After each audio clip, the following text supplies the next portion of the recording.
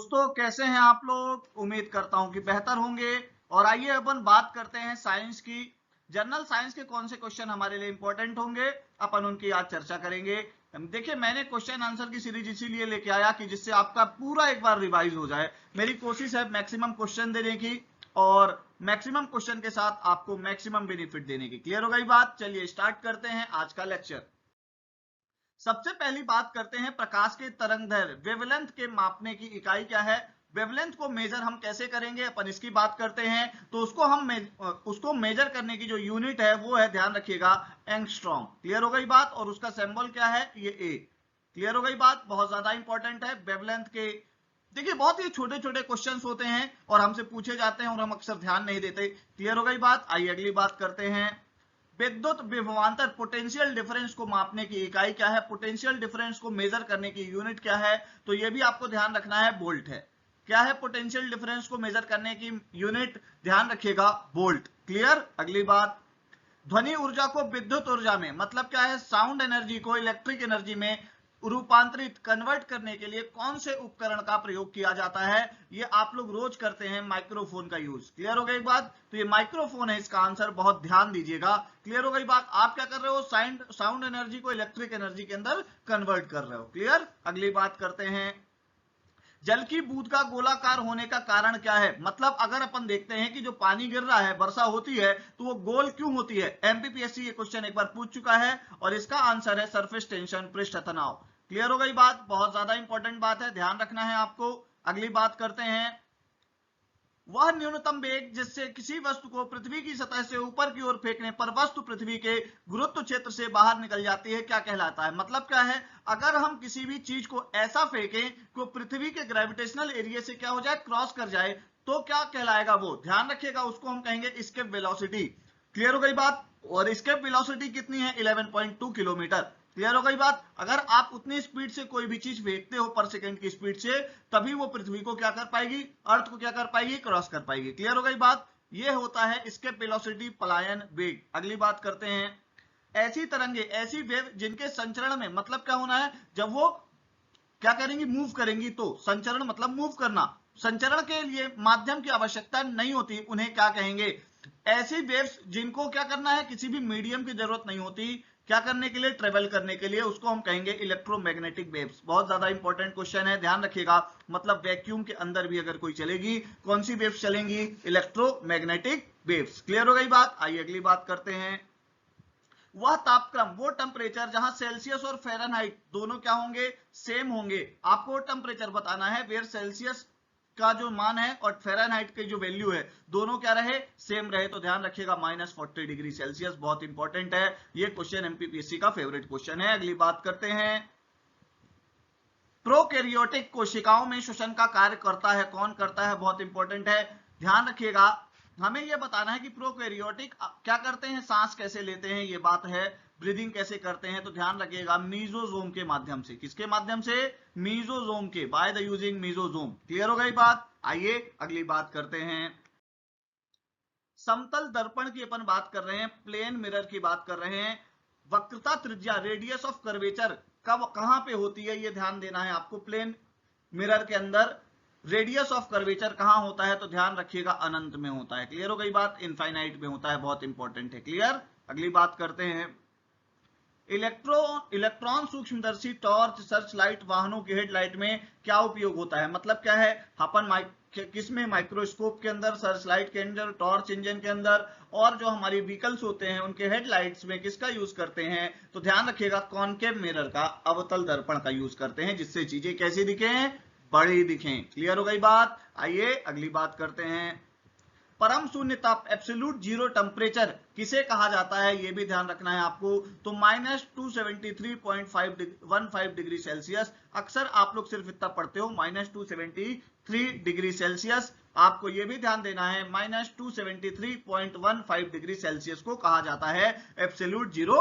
Temperature. Clear? आइए अगली बात करते हैं, किस परमाणु के नाभिक में उपस्थित प्रोटॉनों की संख्या क्या कहलाती है। मतलब किसी हमारे न्यूक्लियस में जो प्रोटॉन्स अवेलेबल होंगे उनकी संख्या क्या कहलाएगी। तो ध्यान रखिएगा, उसको हम कहेंगे परमाणु संख्या। क्लियर हो गई बात? Atomic number. क्लियर हो गई बात? ये बहुत ज्यादा इंपॉर्टेंट है, ध्यान रखिएगा। किसी भी एटम के न्यूक्लियस के अंदर उपस्थित प्रोटॉन्स की संख्या, मतलब number of proton is equal to atomic number. Clear हो गई बात, बहुत ज्यादा इंपॉर्टेंट है, ध्यान रखिएगा। इरा इंस्टीट्यूट के ऐप में ध्यान रखिएगा, स्पर्धा नाम की टेस्ट सीरीज है, आप उसको ज्वाइन करें। इरा इंस्टीट्यूट के ऐप पर ही, हमारे ऐप पर ही करंट अफेयर और स्पोर्ट्स की क्लासेस हैं, आप उसको ज्वाइन करें और हमारे ऐप को डिस्क्रिप्शन में दी गई लिंक से ज्वाइन करें और इस वीडियो की पीडीएफ भी फ्री में प्राप्त करें। आइए अगली बात करते हैं। वे पदार्थ जो जल में घुलने पर डाइऑक्साइड आयन OH देते हैं क्या कहलाएंगे? ध्यान रखिएगा, ऐसे पदार्थ, ऐसे मटेरियल जो अगर वाटर में क्या हो, सॉल्युबल हो, घुलेंगे तो हाइड्रोक्साइड आयन OH आयन देते हैं। OH आयन कौन देगा? तो ध्यान रखिएगा, कास्टिक मतलब क्षारक। कास्टिक को आप क्या करोगे? ध्यान रखिएगा, जब आप पानी में घोलोगे तो आपको OH आयन्स देंगे। क्लियर हो गई बात। आइए अगली बात करते हैं। कृत्रिम वर्षा कराने के लिए क्या उपयोग किया जाता है? आर्टिफिशियल रेन कराने के लिए हम किस चीज का उपयोग करते हैं? तो ध्यान रखिएगा, सिल्वर आयोडाइड AgL, ठीक है, सॉरी AgI। क्लियर हो गई बात, AgI सिल्वर आयोडाइड, ध्यान रखिएगा, कृत्रिम वर्षा कराने के लिए प्रयोग होता है। क्लियर हो गई बात। अगर आपको आर्टिफिशियल क्या कराना है, रेन कराना है, तो सिल्वर आयोडाइड का यूज होगा, ध्यान रखिएगा, बहुत इंपॉर्टेंट है। अगली बात, मतदान में उंगली पर निशान लगाने की स्याही काहे से बनी होती है? ध्यान रखिएगा, मतदान में जब हम क्या करते हैं, उंगली में निशान लगाने की स्याही बनी होती है, सिल्वर नाइट्रेट से, AgNO3 से बनी होती है। बहुत ज्यादा इंपॉर्टेंट है, सिल्वर नाइट्रेट। आपको पता है मतदान में उंगली लगाने का जो कारखाना है, स्याही बनाने का कारखाना, वो मध्य प्रदेश के छिंदवाड़ा में है। क्लियर हो गई बात। अगली बात करते हैं। मानव शरीर की एकमात्र धमनी, क्लियर हो गई बात, बहुत इंपॉर्टेंट है, जिससे अशुद्ध रक्त बहता है, तो ध्यान रखिएगा, उसको हम कहेंगे फुफ्फुस धमनी। क्लियर हो गई बात, बहुत इंपॉर्टेंट है, आपको पता होना चाहिए। क्लियर हो गई बात। आइए अगली बात करते हैं। लाल रक्त कणिकाएं आरबीसी की कब्रगाह किसे कहा जाता है? तो ध्यान रखिएगा, आरबीसी कहां पे आके मरते हैं, ये ध्यान रखना है आपको। तो प्लीहा में आरबीसी क्या होंगे? खत्म होंगे, ये बात आपको ध्यान में रखनी है। क्लियर हो गई बात। लाल रक्त कणिकाएं आरबीसी की कब्रगाह किसे कहा जाता है? तो प्लीहा को कहा जाता है। क्लियर। आइए आगे बढ़ते हैं। अगली बात, हंसने वाली गैस, लाफिंग गैस के नाम से हम किसको जानेंगे?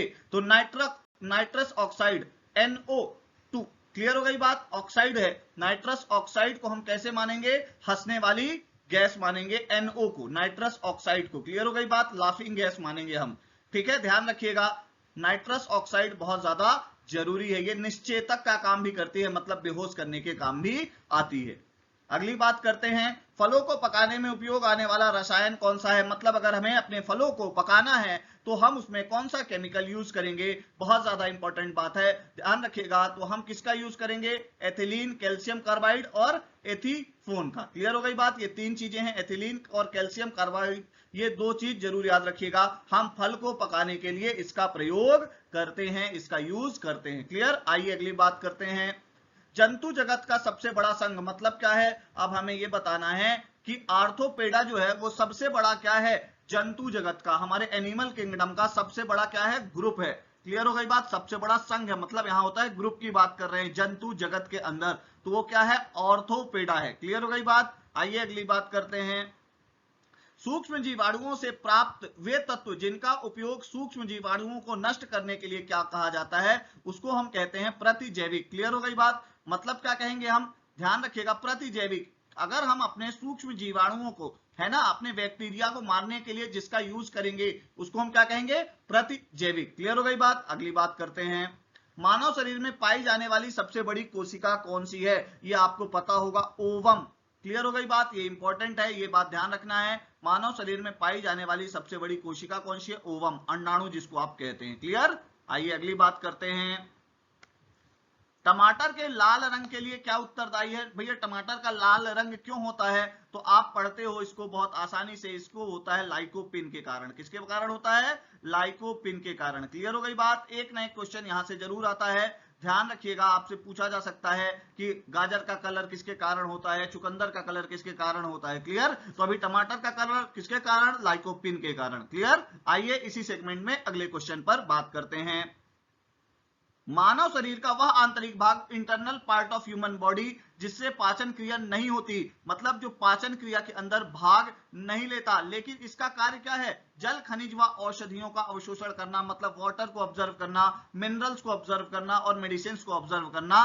तो ये ध्यान रखिएगा, जहां पर पाचन का कार्य क्रिया नहीं होती, पाचन क्रिया नहीं होती बट ऑब्जर्वेशन होता है, मतलब क्या करेंगे हम, अवशोषण होता है, अब्जॉर्प्शन होता है, तो वो है लार्ज इंटेस्टाइन, मतलब बड़ी आंत। ध्यान रखिएगा, बहुत इंपॉर्टेंट बात है, मानव शरीर का, ह्यूमन बॉडी का वह इंटरनल पार्ट जहां पे पाचन क्रिया नहीं होती, मतलब क्या है, वहां पे हमारा क्या होगा, पाचन क्रिया बिल्कुल नहीं होगी। क्लियर हो गई बात, तो वो कौन सी जगह होगी, ध्यान रखिएगा, वो होगी लार्ज इंटेस्टाइन, बड़ी आंत। बहुत इंपॉर्टेंट है, ध्यान रखना है आपको। आइए अगली बात करते हैं, मनुष्य की चेतना तथा तर्क एवं बुद्धि का केंद्र क्या होता है, मतलब क्या है, हमारे कॉन्शियसनेस और हमारे तर्क का, मतलब हमारे, अगर हम बात करें बुद्धि का जो केंद्र होगा, हमारे माइंड का जो केंद्र होगा, जैसे हमारा माइंड वर्क करता है उसे हम क्या कहेंगे, ये बहुत ज्यादा इंपॉर्टेंट है, ध्यान रखिएगा, उसको हम कहेंगे प्रमस्तिष्क अर्थात सेरिब्रम। सेरिब्रम के प्रयोग से या यूज से, बाय द यूजिंग सेरिब्रम हम क्या करते हैं, हम क्या करते हैं, कॉन्शियस रहते हैं और हमारी बॉडी रिस्पॉन्ड करती है और हमारा दिमाग काम करता है। क्लियर हो गई बात। अगर आपको मेरा लेक्चर पसंद आ रहा है तो लाइक करें, सब्सक्राइब करें, शेयर करें और ऐप को डाउनलोड करना ना भूलें। ईरा इंस्टीट्यूट का ऐप डाउनलोड करें, टेस्ट सीरीज और करंट अफेयर की क्लास से जुड़ें। Thank you very much.